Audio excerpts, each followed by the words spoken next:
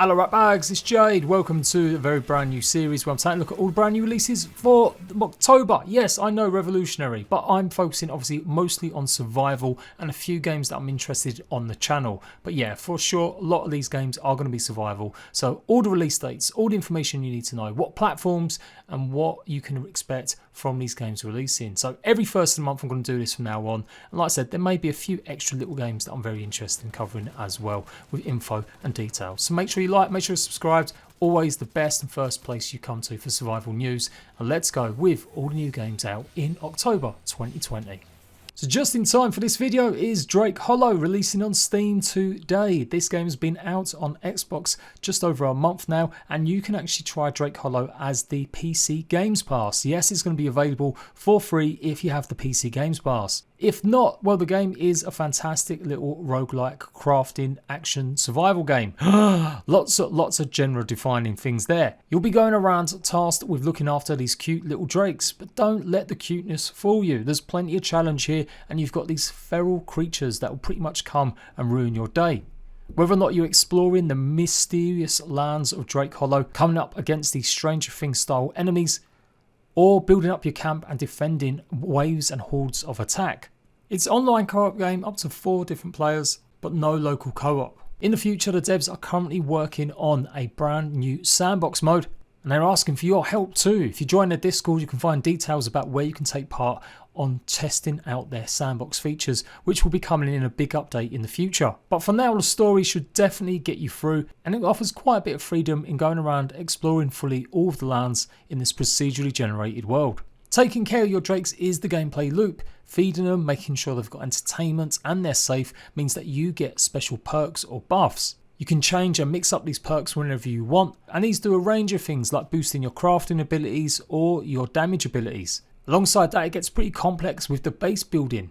Eventually, when you get to the higher levels, you're going to have to be operating and running electricity as well as piping in lots of water. So people that really love crafting, really love systems as well as that horde style gameplay, absolutely pick up Drake Hollow. I definitely recommend it. Easily one of the best survival games I've played this year. Available on Steam right now. There's no plans for crossplay with Xbox, although if you do pick it up on Xbox and Windows 10, you can play crossplay between them two systems. And fear not, other platforms, if they carry on doing well, we may see releases on the PlayStations or Nintendo Switch in the future. The Raft has been in development quite a while now and have been steadily adding all their story content. The first chapter did appear nearly a year ago, and the second chapter is nearly here. It's going to be available on October the 8th on Steam. It's obviously going to offer a lot more brand new locations, just like the first chapter, including a brand new caravan park, as well as possibly a city biome. So very different from the first chapter, and of course you can expect a whole bunch of other new items, maybe new enemies, and of course new story progress. The Raft is obviously a survival game where you go around foraging waste collected on the sea, building up and making sure your raft has got all the technology you need, and so it's a really cool procedurally generated game. But now they're adding more and more story beats to it, definitely gives the game a lot more focus. Let's hope there's not as much a big gap between chapter 2 and chapter 3, and hopefully fingers crossed we hear some console news in the future. But for sure, for players of this, or if you're brand new, it's going to feel like a brand new game with all the added content added in. So definitely check it out if you've not already seen it. The Raft Chapter 2 update starts on October the 8th. October the 9th, the day after the Raft, you'll be able to try the Survivalists. This is a co-op focused survival simulation game made by the same people that made the Escapists. Set in the same universe, this time it is all about survival and training up a group of monkeys to do your bidding. You'll get them to do crafting, gathering and protecting you while you build up your camp and base and explore lots of procedurally generated lands and biomes. There is online co-op but no local co-op unfortunately, so no split screen, and you won't be able to save or transfer your progress unfortunately. Nevertheless, it offers a unique take, building up your base, exploring, taking on lots of wildlife and new enemies while finding little quests and missions to do, and all the while training up your monkeys to get more efficient as well as protect you. It does look like a bit of a mix between Don't Starve and of course the Escapists, and it's definitely going to be a lot more complex than you might think training up the monkeys, but they've made the systems as intuitive as they can, and I've definitely played some other games that are a lot more complicated. It looks good though, looks interesting, and I like the idea that we'll be building up our bases while still having some friends like the monkeys explore with you when your real life friends aren't online. Lots of little ruins, lots of little temples and dungeons to go and explore, and lots of puzzles as well. So it's looking really good and I can't wait to give this one a shot. Hopefully I'm going to pick up a copy on the Switch. There is a pre-order bonus at the moment. You get some Monkey Business brand new skins if you pre-order. So go and check it out right now. As I said, available on all platforms, even Apple Arcade in the future too. It wouldn't surprise me if we didn't see this on mobile platforms much more later down the line.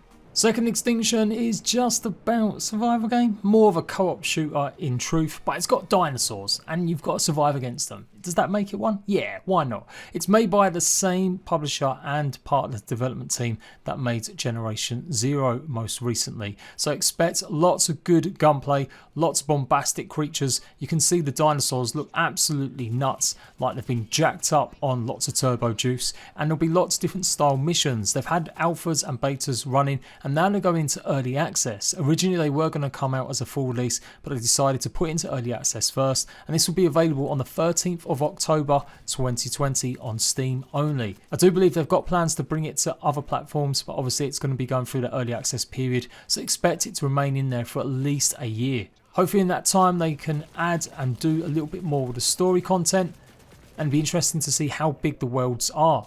It's not a fully open world game like Generation Zero. Instead, it looks to be a bit more about planning and landing in certain areas, which are still quite substantially big as you complete missions fighting off these weird mutated dinosaurs.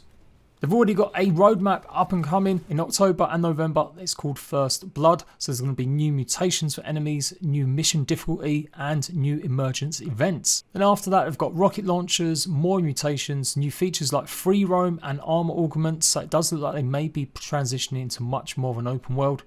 Quality of life improvements, seasonal events, horde mode. So good stuff. We'll be giving this a try, and I'll keep you guys in the loop of what to expect with updates. I think it's definitely worth sitting in nicely with the rest of my survival content. October the 13th for Second Extinction. So Torchlight 3 has actually been in early access a good few months now on Steam, where it's now coming to Xbox, PlayStation, and in the future Switch too. October the 13th, just alongside a Second Extinction, you'll be able to try one of the greatest RPG series ever. It's actually one of my personal favourites. If you go back through my channel, you'll find some guides for Torchlight number 2 when it came out eventually on the consoles. So I'm looking forward to this one, seeing what changes have been made. It did get off to a rough start in early access, there's no doubt about it. Lots of server connection issues, as it is much more online focused now. It's had a few fair changes, originally starting out as an MMO, but that kind of got shelved and they made a more traditional Torchlight experience. If you've never heard of Torchlight, well, it's a 4-player action RPG game. You've got unique classes and subclasses where you can choose and can customise and add all sorts of augmented weapons and armour pieces, as well as have pets that will help you in your bidding to explore every nook and cranny of the Torchlight world. Brand new for this version is Forts. You'll be able to build and upgrade your own little slice of the Torchlight empire. Here you'll be able to upgrade gear, make renovations, and pretty much make it your own special crib. You've also added things like relics and much more epic gear. The devs are promising you'll be able to make over 20 different classes with the relic combinations and the 4 base ones that you already have. And each platform is going to come with its own exclusive fairy pet. It will obviously be coming out with early access on Steam as well. So for sure, I definitely want to give this another try. I did kind of give up after the first day of Steam early access because it just was so poor, but it definitely has improved. As I said, it's been one of my favourite games in the past. October the 13th, Torchlight 3, all platforms. Do you like survival zombie horde games? Of course you do. Do you like pixelated cute retro games? Of course you do. This is what you need to get hold of then. Zelter is coming out on the 22nd of October on Steam, and I'm hoping that they get some real rapid development on it and it will come to consoles, as I think this is going to be perfect for something like the Switch. In it, you are going to be going around a town, gathering, crafting, picking up lots of resources, as well as looting lots of houses and making defences for yourself as you survive against zombie hordes. Yes, it's been done over and over again, but maybe not in this cute retro way. It seems to be a lot more fast paced than other games I've seen, and it's definitely going to be a lot more challenging, I think, than some people might give it credit for. You'll be able to do farming, you'll be able to set up your little home, but do remember, them zombies are always going to be after you. At the moment, I don't think they've got any plans other than being single player, but you can find lots lots of NPCs that will help you in and around survive and shoot off against all of the big horde of zombies. It's one thing I really like about this. There are absolute loads of these on the ground. It reminds me of 7 Days to Die. So yeah, definitely can try and see this one out on October the 22nd. And of course, Grounded has been massive on my channel over the last few months, and every month they've been doing big updates. Update for October I'm expecting to be pretty substantial. It looks like I think it will be a lot of water content, and this is some of the stuff that was leaked and I showed you guys when the devs accidentally left a dev build in the first release of the game. Grounded has millions of players who have played it on Xbox and across Steam, and bearing in mind it's quite a small team, they seem to still be hitting it pretty well with the regular content. If my prediction is right, then this water update that will be coming soon will add whole new challenges, a whole bunch of brand new item, gear, weapons and creatures to go and fight. So I'm really hoping it is this update, as some fans are starting to get a bit angsty about some of these content updates maybe just not being as big as or fulfilling as they would like. But for sure, I'll be there every step of the way to let you guys know. And I think we can pretty much safely say now it's at the end of every month, just like the devs have been saying. So expect it on the 28th of October, the next Grounded update.